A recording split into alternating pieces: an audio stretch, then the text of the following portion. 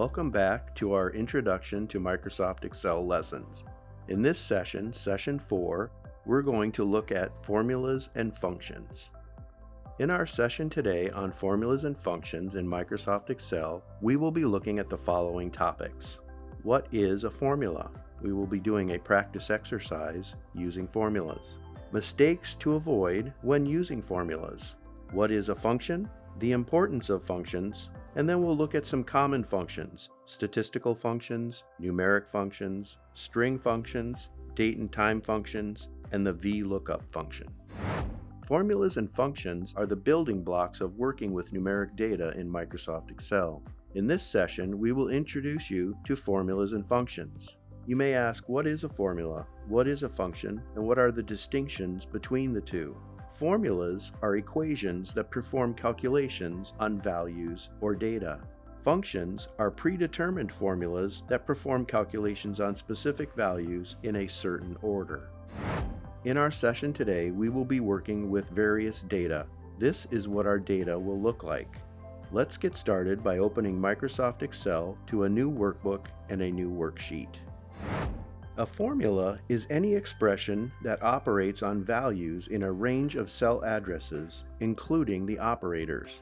For example, A1 plus A2 plus A3, which finds the sum of the range of values from cells A1 to cell A3. Or any expression that operates on discrete values entered into the formula bar. For example, a formula made up of discrete values like 6 times 3 or 18 divided by 6. Finally, any expression that combines the two above examples. For example, a formula made up of mixed values like A2 times D2 divided by 2. In our example, A2 times D2 divided by 2, the equal sign tells Microsoft Excel that this is a formula and what follows needs to be evaluated. A2 times D2 references cell addresses A2 and D2 and multiplies the values found in those cells. The division sign is the division arithmetic operator, and 2 is the discrete value of 2. Now, let's enter the data as shown in the bottom right-hand image. So now let's look at a practice example using formulas. We will work with the sample data we entered above.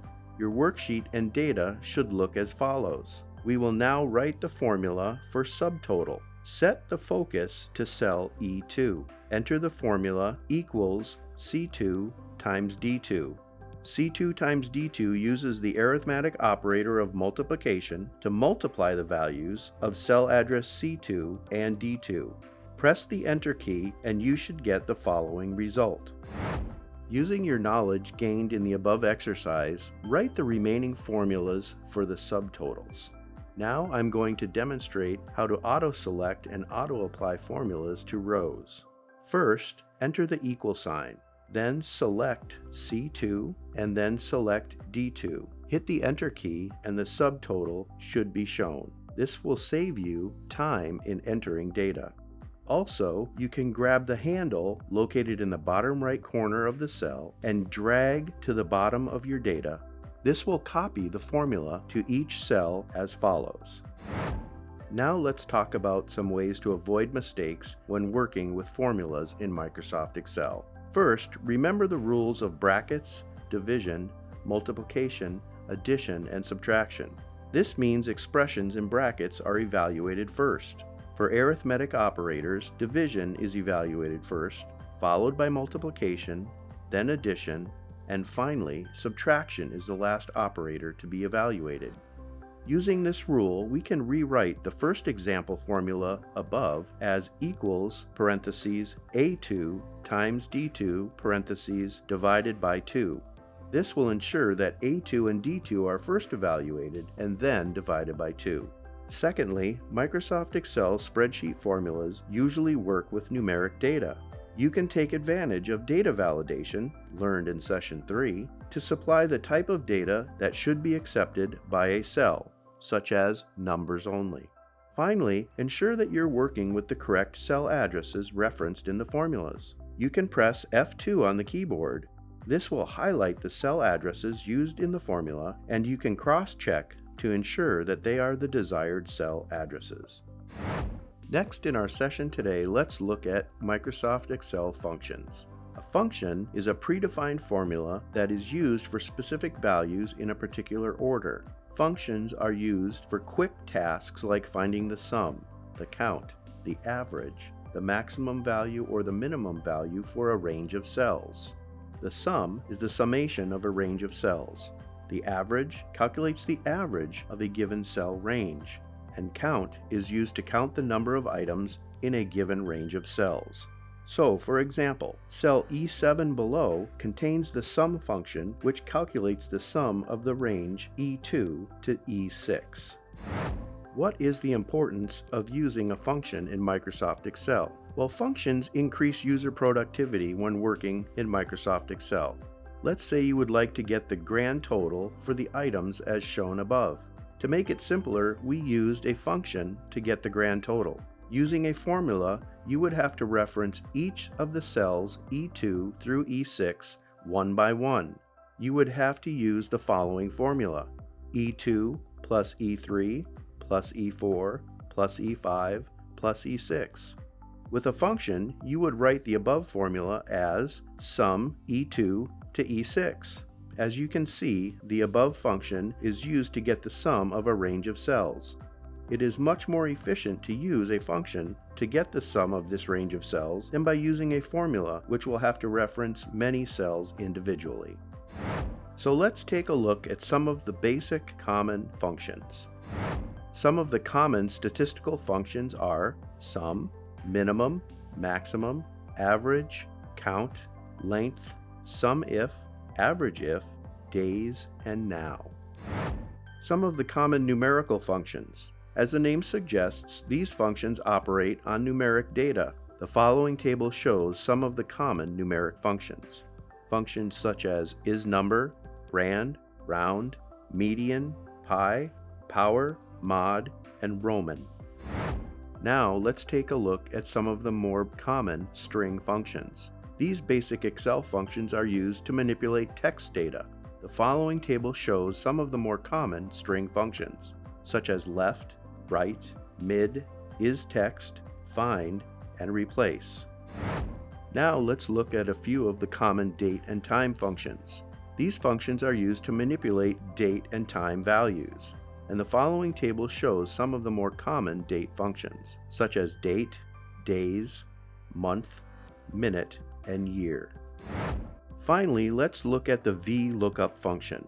The VLOOKUP function is used to perform a vertical lookup in the leftmost column and return a value in the same row from a column that you specify.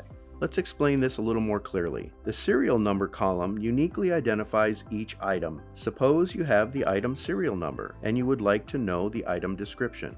You can use the VLOOKUP function to accomplish this. Here is how the VLOOKUP function would work. The VLOOKUP function uses the following arguments.